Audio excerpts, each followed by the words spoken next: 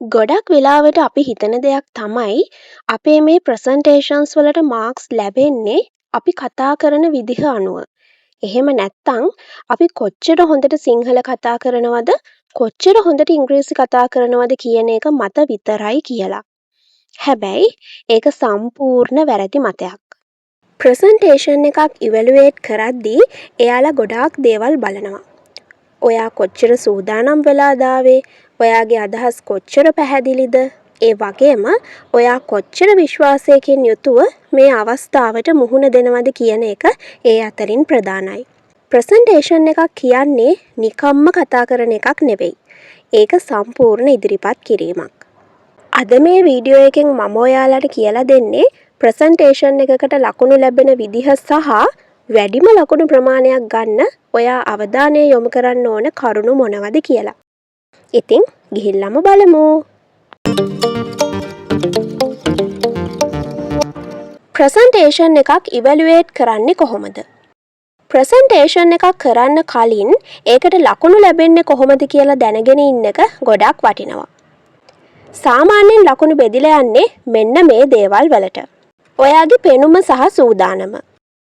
ඔයා ඉදිරිපත් කරන කරුණුවල ගුණාත්මක භාවය. අදහස් පැහැදිලි කරන ආකාරය. ඔයාගේ ආත්ම විශ්වාසය හා බොඩි ලැන්ග්වේජ් යූස් කිරීම. උදාහරණ භාවිතය. කාල කළමනාකරණය. මේ හැම කොටසක්ම එකට එකතු වෙලා තමයි ඔයාගේ අවසාන ලකුණ තීරණය වෙන්නේ.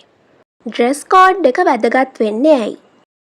ඔයාගේ ප්‍රසන්ටේෂන් එක ඇත්තටම පටන් ගන්නේ ඔයා කතා කරන්නත් කලින්. ඔයා ඇඳලා ඉන්න විදිහෙන් තමයි ප්‍රසන්ටේෂන් එක ඉවැලුවේට් කරන අයට ෆස්ට් ඉම්ප්‍රෙෂන් එක ඇති වෙන්නේ. ඔයා පිරිසිදුව වගේම පිළිවෙලට ඇඳලා ඉන්නවා නම් ඔයා ඔයාගේ ප්‍රසන්ටේෂන් එක ගැන ගොඩාක් බැරෑරුම්ව හිතන කෙනෙක් කියලා එයාලට තේරෙනවා. ඒකට ගොඩක් මිලාදික ඇඳුම් ඕනේ නෑ. වැදගත් වෙන්නේ මෙන්න මේ කරුණු තුන. පිරිසිදුකම, සරල බව, අවස්ථාවට ගැලපෙන බව. ඔයා පිළිවෙලට ඉන්නකොට ඔයාගේ ආත්ම විශ්වාසයත් નિરાයාසයෙන්ම වැඩි වෙනවා. ඔයා ඉදිරිපත් කරන කරුණු. කන්ටෙන්ට් එක. එහෙම නැත්තම් අන්තර්ගතය තමයි ප්‍රසන්ටේෂන් එකක හදවත. හොඳ කන්ටෙන්ට් එකක මෙන්න මේ ලක්ෂණ තියෙන්න ඕනේ. මාතෘකාවට අදාළ වෙන්න ඕනේ. පිළිවෙලකට සකස් කරලා තියෙන්න ඕනේ. ඒ වගේම අහගෙන ඉන්න අයට ලේසියෙන් තේරුම් ගන්න පුළුවන් වෙන්න ඕනේ. ඒ වගේම ප්‍රසන්ටේෂන් එකකට පැහැදිලි ස්ට්‍රක්චර් එකක් තියෙන්න ඕනේ. ඉන්ට්‍රොඩක්ෂන් එකක්, ඒ කියන්නේ ඔයා කතා කරන්න යන දේ ගැන කෙටි හැඳින්වීමක්. මේන් පොයින්ට්ස්, කරුණු එකින් එක පැහැදිලි කිරීම. කන්ක්ලූෂන්, අවසාන වශයෙන් ප්‍රධාන කරුණු ටික නැවතත් මතක් කිරීම. කරුණු ටික පිළිවෙලකට තියෙනවා නම් ඉවැලුවේටට ඔයා කියන දේ ලේසියෙන්ම තේරුම් ගන්න පුළුවන්. ඒකෙන් ඔයාට හයි මාක්ස් ගන්නත් පුළුවන්. උදාහරණ භාවිතය. ප්‍රසන්ටේෂන් එකක් සාර්ථක වෙන්න උදාහරණ භාවිතය ගොඩාක් වැදගත්. ඔයා උදාහරණ දෙනකොට ඔයාගේ ඉවැලුවේටට තේරෙනවා ඔයාට මේ සබ්ජෙක්ට් එක ගැන එහෙම නැත්නම් ඔයාගේ ප්‍රසන්ටේෂන් ටොපික් එක ගැන ඇත්තටම හොඳ අවබෝධයක් තියෙනවා කියලා. උදාහරණ භාවිතය මගින් අමාරු කරුණු ලේසියෙන් පැහැදිලි වෙනවා. අහගෙන ඉන්න අයගේ, ඒ කියන්නේ ඔඩියන්ස් එකේ උනන්දුව වැඩි වෙනවා. ඒ වගේම ඔයා කියන දේ එයාලට හොඳට මතක හිටිනවා. නිකම්ම පොතේ තියෙන දේ කියන්නේ නැතුව එදිනදා ජීවිතයෙන් සරල උදාහරණයක් දුන්නත් ඒක ඔයාගේ මාක්ස් වැඩි කරගන්න ලොකු හේතුවක් වෙනවා. දේහ භාෂාව භාවිතය. ප්‍රසන්ටේෂන් එකක් කියන්නේ වචන වලින් කරන දෙයක් විතරක් නෙවෙයි. ඔයාගේ ශරීර භාෂාවෙනුත් ගොඩාක් දේවල් කියවෙනවා. හොඳ බොඩි ලැන්ග්වේජ් එකක් කියලා කියන්නේ කකුල් දෙක කෙලින් තියාගෙන ඍජුව හිටගන්න එක, ඔඩියන්ස් එක දිහා කෙලින් බැලීම, නැචරල් අයි කන්ටැක්ට් පවත්වා ගැනීම, ඒ වගේම ස්වභාවිකව අත් චලනය කරමින් අදහස් ප්‍රකාශ කිරීම.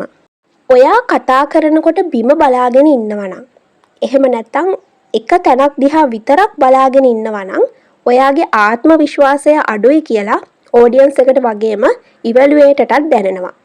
මේක එක හේතුවක් වෙනවා ඔයාගේ මාක්ස් අඩු වෙන්න. හඬ පාලනය හා ඉදිරිපත් කිරීම. ඔයා කතා කරන රටාවත් හරිම වැදගත්. ඒ කියන්නේ පැහැදිලිව වචන උච්චාරණය කිරීම, වැඩි වේගයකුත් නැති, වේගය අඩුත් නැති මධ්‍යස්ථ වේගයකින් කතා කිරීම, වැදගත් කරුණු අතරතුර කෙටි විරාමයක් ගැනීම. මේ විරාමය මගින් ඔයා කියන වැදගත් කරුණු එකින් එක තේරුම් ගන්න ඔඩියන්ස් එකට ටයිම් එකක් ලැබෙනවා වගේම ඔයාගේ හඬ පාලනය සහ විශ්වාසයත් කැපිලා පේනවා. විෂුවල් එයිඩ්ස් හෝ ස්ලයිඩ්ස් භාවිතය. ඔයා ස්ලයිඩ්ස් පාවිච්චි කරනවා නම් මතක තියාගන්න ඒවා ඔයාට සහාය දෙන සපෝටිව් ටූල්ස් විතරයි. ඒ කියන්නේ සහාය දෙන මෙවලම් විතරයි. හොඳ ස්ලයිඩ්ස් වල තියෙන්න ඕනේ ප්‍රධාන කරුණු. ඒ කියන්නේ කීවර්ඩ්ස් විතරයි. මේ ස්ලයිඩ්ස් සරල වෙන්න ඕනේ. ඒ වගේම ඔයා කියන දේ පැහැදිලි කරන්න උදව් වෙන්න ඕනේ. ස්ලයිඩ්ස් වල තියෙන දේවල් ඒ විදිහටම කියවන්න යන්න එපා. මේක මං ඔයාලට හැම වෙලේම කියන දෙයක්. හැම වෙලේම ඔයා සහ ඔයාගේ කතාව තමයි ප්‍රධාන වෙන්න ඕනේ. කාල කළමනාකරණය. ගොඩක් අය අමතක කරන තැනක් තමයි මේ කාලය කියන්නේ. ඔයාට විනාඩි 10ක් දීලා තියෙනවා නම් ඔයා ඒ වෙලාව ඇතුළත ඔයාගේ ප්‍රසන්ටේෂන් එක එන්ඩ් කරන්නම ඕනේ. નિયમિત කාලයට වඩා වැඩි කාලයක් ඔයාගේ ප්‍රසන්ටේෂන් එකට ඔයා ගන්නවා කියන්නේ ඒක නෙගටිව් ඉම්ප්‍රෙෂන් එකක් වෙන්න පුළුවන්. හොඳ ටයිම් මැනේජ්මන්ට් එකකට ඔයාගේ ප්‍රසන්ටේෂන් එකට කලින් හොඳින් ප්‍රැක්ටිස් කරන්න. ඒ කියන්නේ ටයිම් එකත් එක්කම ප්‍රැක්ටිස් කරන්න. අමතර වෙලාවක් යනවා වගේ දැනෙනවා නම් කොටස් කීපයක් කෙටි කරගන්නේ කොහොමද කියලා දැනගෙන ඉන්න. කාලය ඉවර වෙන්න කලින් පැහැදිලි ඒ වගේම කොන්ෆිඩන්ට් එන්ඩින් එකක් දෙන්නේ කොහොමද කියලා ප්ලෑන් කරන්න. ප්‍රසන්ටේෂන් වලදී ටයිම් මැනේජ්මන්ට් හරියට කරන්නේ කොහොමද කියලා මම වීඩියෝ එකක් ඉස්සරහදී අරගෙන එන්නම්. එතකොට ඔයාලට මේක තවත් හොඳට තේරුම් ගන්න පුළුවන් වෙයි. ඉතින් ඔයාගේ ප්‍රසන්ටේෂන් එක નિયમિત කාල වේලාව තුල අවසන් කරන එකෙන් ප්‍රසන්ටේෂන් එකට ඔයා කොච්චර හොඳට ප්‍රිපෙයාර් වුණාද කියන එක පිළිඹු වෙනවා. බය නැතුව අවස්ථාවට මුහුණ දෙන්න. ප්‍රසන්ටේෂන් එකක් කරද්දී චකිතයක් හරි බයක් හරි දැනෙන එක සාමාන්‍ය දෙයක්. අත්දැකීම් කොච්චර තියෙන කෙනෙකුට වුණත් මේක දැනෙනවා. මේ බය ඒ වගේම චකිතය අඩු කරගන්න නම් ඔයා ප්‍රැක්ටිස් කරනකොට ශබ්ද නගලා ප්‍රැක්ටිස් කරන්න. ප්‍රසන්ට් කරන්න පටන් ගන්න කලින් ගැඹුරු හුස්මක් ගන්න. ඔඩියන්ස් එකේ ඉන්න ෆ්‍රෙන්ඩ්ලි මුහුණක් දිහා බලාගෙන කතා කරන්න පටන් ගන්න. ප්‍රසන්ටේෂන් එකට ඔයා හොඳට ප්‍රැක්ටිස් වෙලා නම් ඉන්නේ බය නැතුව සාර්ථකව ප්‍රසන්ටේෂන් එක කරන්න පුළුවන් වෙනවා. ප්‍රසන්ටේෂන් එකක් බය නැතුව ප්‍රසන්ට් කරන්නේ කොහොමද කියලා මම කලින් වීඩියෝ එකක් කරලා තියෙනවා. ඉතින් ඒකත් බලන්න කියලා මේ වෙලාවේදී මතක් කරනවා. ඉතින් ළමයි අවසාන වශයෙන් මට කියන්න තියෙන්නේ ප්‍රසන්ටේෂන් එකකට හයි මාක්ස් ගන්නවා කියන එක උපතින්ම එන දක්ෂතාවයක් නෙවෙයි. ඒක පුහුණුවෙන් වගේම කැපවීමෙන් ලබා ගන්න පුළුවන් හැකියාවක්. මේ වීඩියෝ එක ඔයාලට වැදගත් වුණා නම් ලයික් කරන්න, ඒ වගේම තව කෙනෙකුට බලන්න ෂෙයා කරන්න. තේරුණේ නැති දෙයක් හරි ඉස්සරහට කරන්න ඕනේ මොන වගේ වීඩියෝස්ද කියලා හරි ඔයාලට අහන්න කියන්න තියෙන දේවල් මට කමෙන්ට් කරන්න. මේ වගේ තවත් ප්‍රසන්ටේෂන් ටිප්ස් දැනගන්න මගේ channel එක subscribe කරලා තියාගන්නත් අමතක කරන්න එපා. එහෙනම් ගිහින් එන්නම්. පරිස්සමෙන් ඉන්න.